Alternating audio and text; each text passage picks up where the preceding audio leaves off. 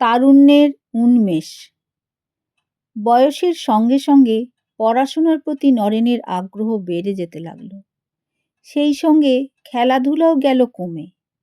স্কুলের পড়াশোনা ভালোই চলছিল, কিন্তু এরই মাঝে তার বাবা তাকে কলকাতার বাইরে নিয়ে যাওয়ায় 2 বছর তিনি আর স্কুলে যেতে পারলেন না।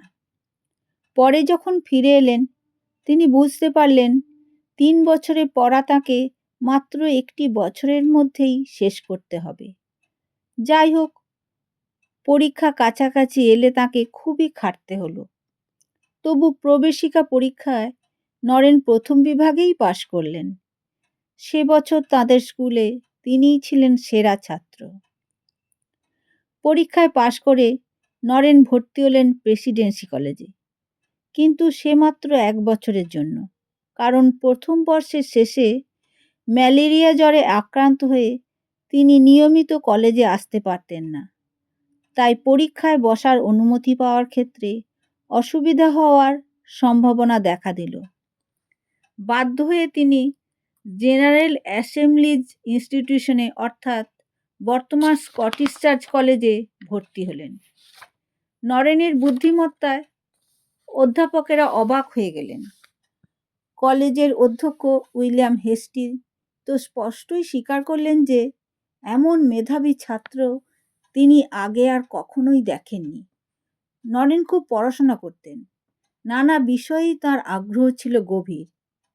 1881 খ্রিস্টাব্দে তিনি এফএ পরীক্ষায় পাশ করলেন এবং 1884 খ্রিস্টাব্দে স্নাতক হলেন। 4-5 বছর ধরে নরেন সঙ্গীত শিক্ষা করেছিলেন। তিনি নানা রকম বাদ্যযন্ত্র বাজাতে পারতেন। গায়ক হিসেবেই ছিল তার সুনাম। এজন্য নানা আসরে তার গাইবার জন্য ডাক পড়ত।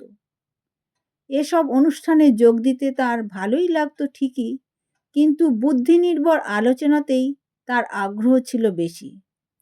বন্ধুবান্ধব এমনকি বড়দের সঙ্গেও তিনি কোনো না কোনো বিষয়ে তর্ক জুড়ে দিতেন।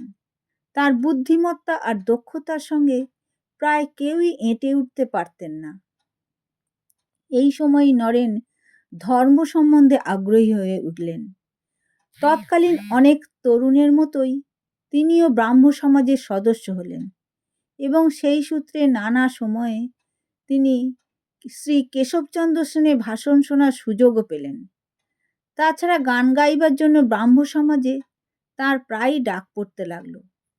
কিন্তু যে প্রশ্ন সবসময়ই নরেনের মনকে আলোড়িত করত তা এই যে, ঈশ্বর কি আছেন? যদি থাকেন তবে কেউ কি তার দেখা পেয়েছেন?